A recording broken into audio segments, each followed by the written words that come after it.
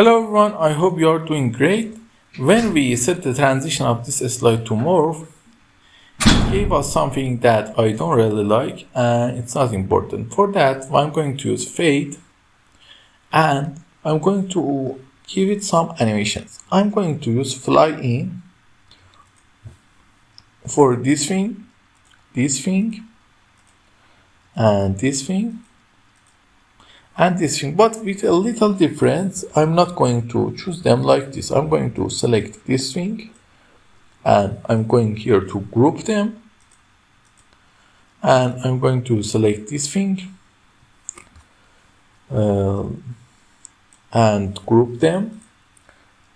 Grouping them is important for working with animation. If they are in a one group, you can work better. After I grouping all the things, I'm going to go to animation and give them a fly in,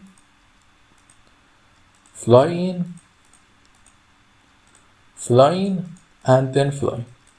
Then I'm going to select all of them and make them change.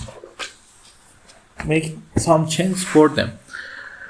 For that, I'm going to select this thing, and for the unclick, I'm going to go with previous, and for the time, I'm going to go with 1, and also this thing 1 with previous 1 second, with previous 1 second, with previous 1 second. Okay. After that, I'm going to open animation pane, and I'm going to line them.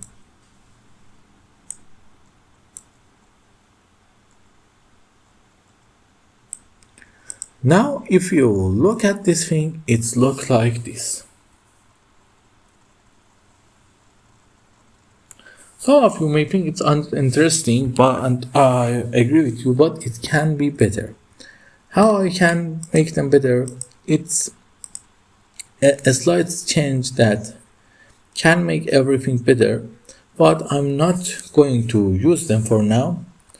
I'm going to create it in the next video. Until then, have a nice time.